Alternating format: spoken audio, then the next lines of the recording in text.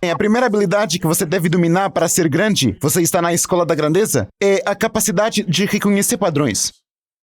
Quando a humanidade reconheceu o padrão das estações, o mundo inteiro mudou. Porque passamos de caçadores-coletores, tentando sobreviver de um lugar para o outro, onde estamos expostos a tudo, para... Espere um segundo. Se plantarmos na primavera, protegermos no verão, colhermos no outono e depois nos agarrarmos a um pouco para podermos sobreviver no inverno, isso criou comunidades pela primeira vez e, eventualmente, cidades, estados e países. Então, isso mudou o mundo.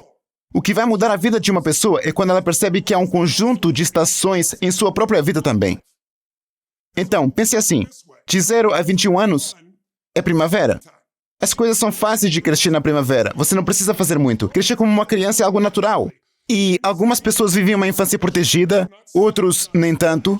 Mas, em geral, a vida apoia você. Ela te envia, te ensina, compartilha com você. Agora, quando você vai de 21 a 41 ou 22 a 42, qualquer intervalo que você queira falar, algumas pessoas conseguem aos 16, outras aos 25.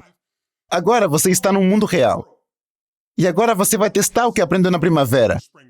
E é um verão quente, e você descobre, Deus, um relacionamento é diferente do que eu pensava quando eu estava em um relacionamento íntimo e comprometido. Não é a coisa que eu imaginei tão facilmente.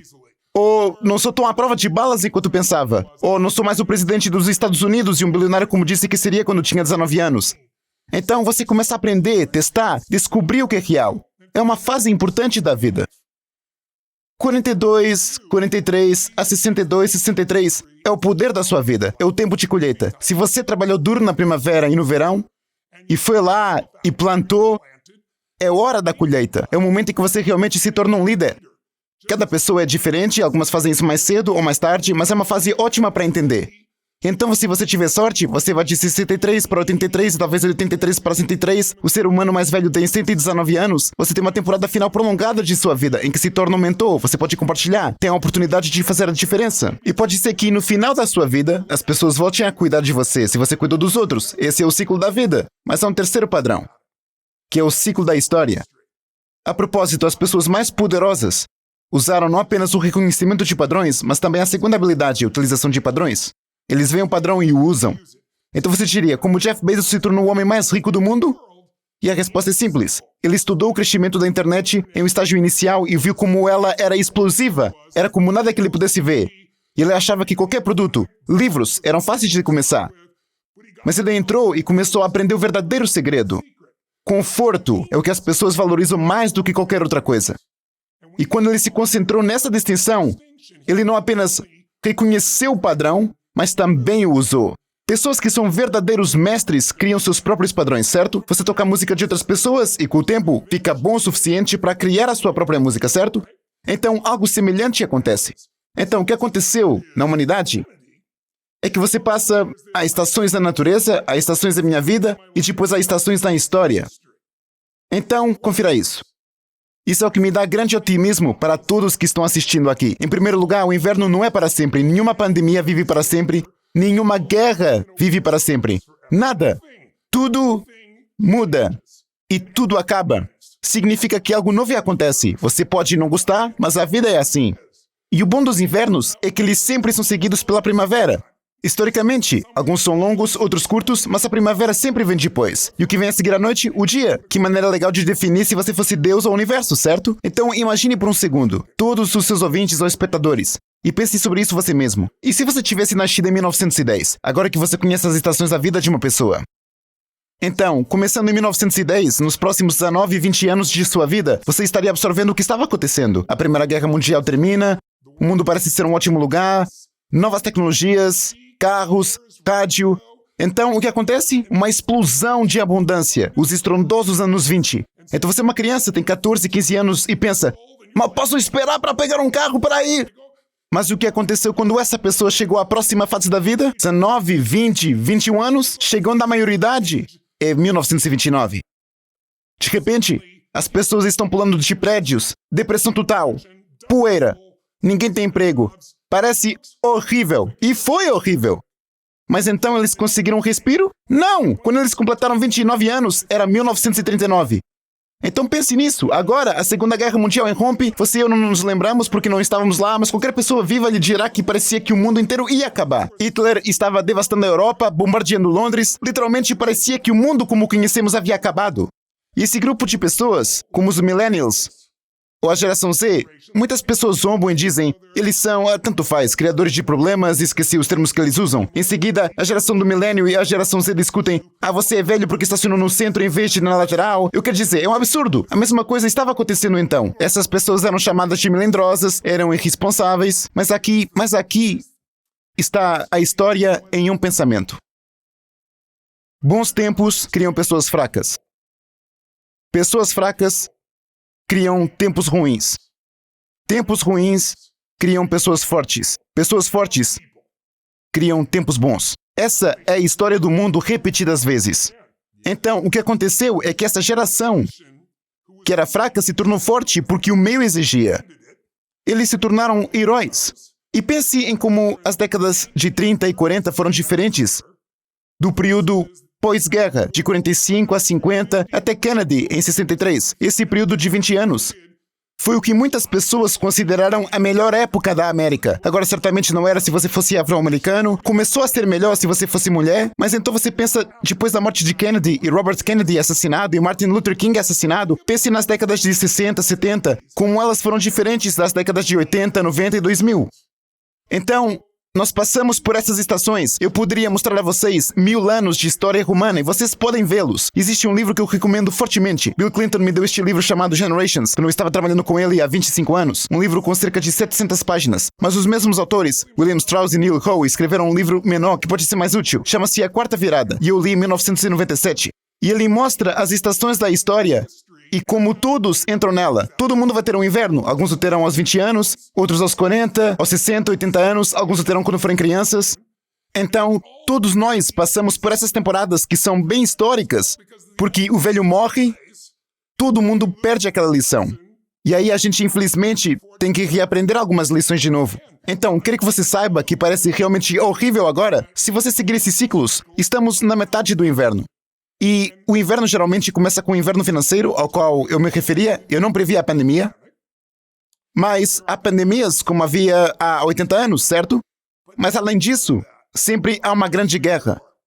E pode ser uma guerra cibernética, pode ser uma guerra com a China, mas certamente ainda não terminamos com o que vamos lidar. Na verdade, estou lendo agora, e uma das maneiras de me manter à frente é estudando constantemente a história. Porque as pessoas dizem que ela não se repete, mas rima, sabe?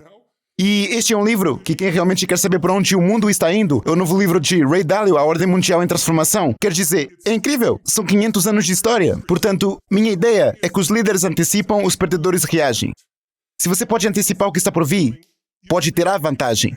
Se você esperar até que ele antija você, você está em apuros. Então acho que estamos em um momento em que será um ano melhor, se você estiver disposto a ser melhor, certo? E o inverno pode ser uma época bonita. Como você já me ouviu dizer antes, você pode congelar até a morte, ou pode esquiar e praticar snowboard, se divertir com a sua família e construir algo. Assim, quando chegar a primavera, você poderá aproveitá-lo ao máximo. Mas se olharmos para o mundo, as empresas mais bem-sucedidas começaram no inverno. 68% das empresas da Fortune 1000 foram iniciadas em uma recessão ou depressão. E não me importa se você está falando sobre Disney, ou Exxon em uma depressão, ou Pizza Hut, ou FedEx em uma recessão, ou Apple em uma recessão. Então, este é o seu momento, mas você tem que ter a cabeça no lugar e ter uma energia forte. E isso não é fácil quando a maioria das pessoas está trancada em casa e isolada e não ouve nada além de medo. Então você tem que retomar o controle. Claro. Uma das coisas que eu aprendi enquanto eu fazia esporte é que se você ficar preparado, você não precisa se preparar. Eu adoro isso. E você trabalhou, você deu entrevistas, você é amigo dos maiores artistas do mundo em todos os setores. Quais são uma ou duas práticas, além da que você mencionou com sua rotina matinal de artistas, que você estudou e talvez implementou, que te mantém preparado para que não precisem se preparar, mas estejam prontos? Infelizmente, as coisas reais são simples. É por isso que ninguém as faz. Então, se você pegar Ray Dalio ou Warren Buffett, ou seja, eles são leitores. Eu sou um leitor constante, mas não leio qualquer coisa. Eu leio algo que acho que me pode dar uma vantagem de compreensão. Eu quero dizer, olhe para eles, Luiz. Você e eu sabemos A maioria das pessoas, Jim Rohn costumava dizer, meu professor costumava dizer, a maioria das pessoas se especializa em coisas inúteis. Eles sabem mais sobre a vida pessoal de algumas atrizes do que sobre seu próprio corpo físico, ou sobre sua vitalidade, sua energia, sua emoção, seus negócios ou sua carreira. Então, o que importa? Alguns temas. Seu corpo. Porque sua energia importa. Se a energia estiver baixa, tudo o que acabei de dizer não tem valor pra você. Porque você vai dizer, ele está falando muito rápido e há muita coisa acontecendo. Sim, bem, espero que o futuro seja melhor. Porque quando você tem pouca energia, você não usa a sua inteligência ou capacidade. E a maioria de nós não se moveu muito por causa do ambiente do Covid, onde todos estavam praticamente presos, a menos que você more na Flórida como eu. A questão é que, para a maioria das pessoas, a energia está baixa, então você precisa de energia, precisa de emoção.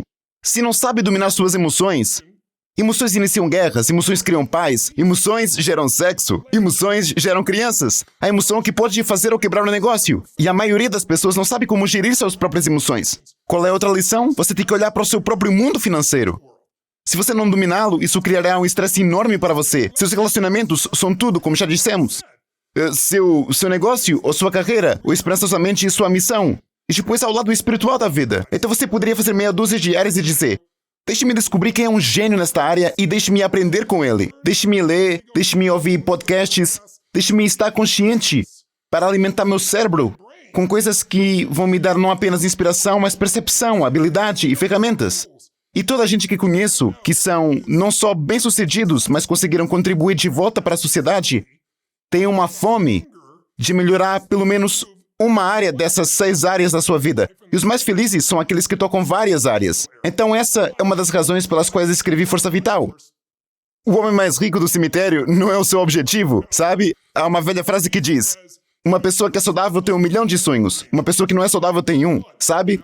Então, eu queria dar às pessoas uma vantagem nessa área, porque é uma área muito crítica. De todas as áreas diferentes da sua vida, das emoções, mundo financeiro, relações, qual você acha que é a raiz da falta de que as pessoas realmente querem em todas essas áreas? É confiança, é o conjunto de habilidades? Qual a raiz que impede as pessoas realmente de crescerem em todas essas áreas? Acho que se resume a algumas coisas. Uma delas é que o maior problema que as pessoas têm é que elas acham que não deveriam ter nenhum. Os problemas são o combustível para o crescimento.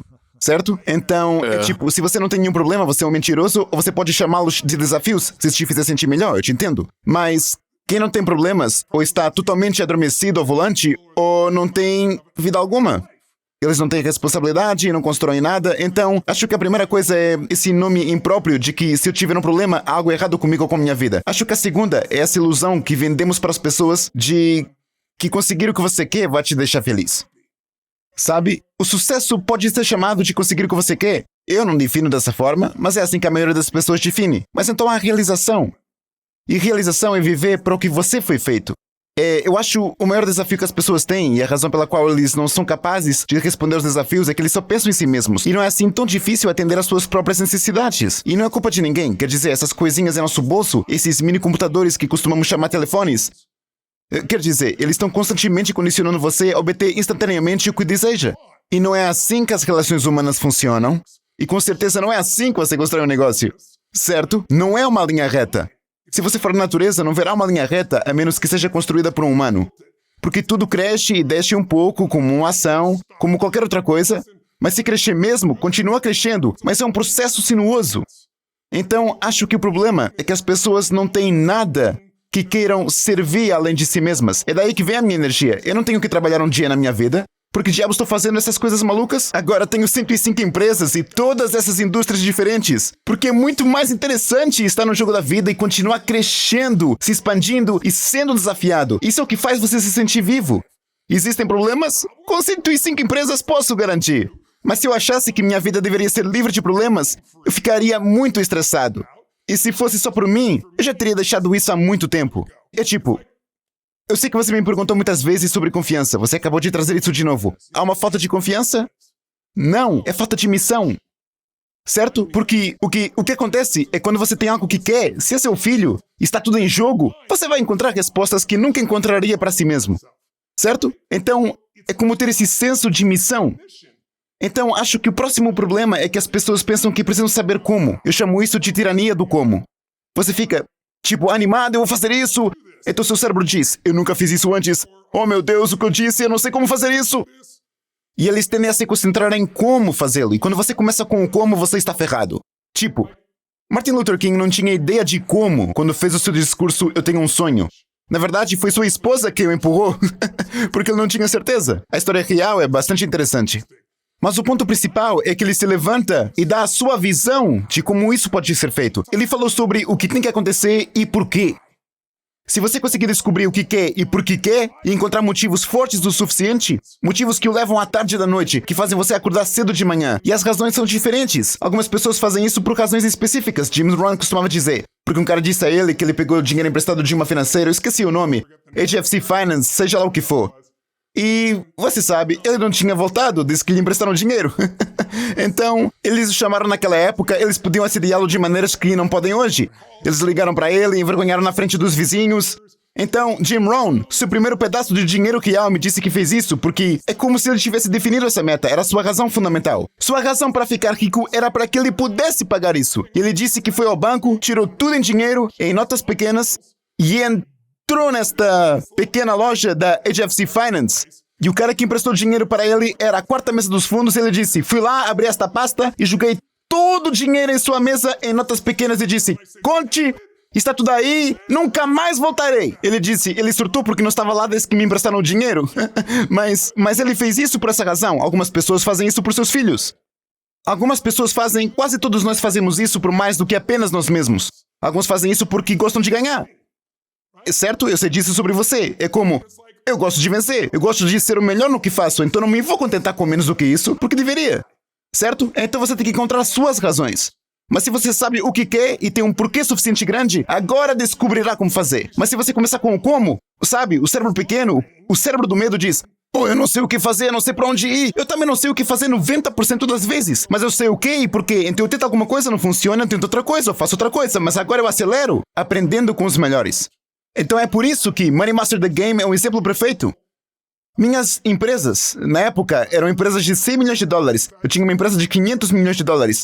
Agora, estamos fazendo 7 bilhões. Peguei o que aprendi com esses caras, apliquei não apenas em meus investimentos, mas também nos meus próprios negócios. Por que reinventar a roda quando eu estou simplesmente aprendendo com os melhores da Terra? Quer dizer, alguém tão bom pode dizer aquela coisa de 2 milímetros que muda tudo. Então minha vida consiste em aprender com os melhores. Mas não começo com o como. Eu começo com o que e por quê. E acho que esse é o erro que a maioria das pessoas comete. Então, como você ganha confiança, você faz coisas. Quer dizer, vou dar um exemplo. Falar.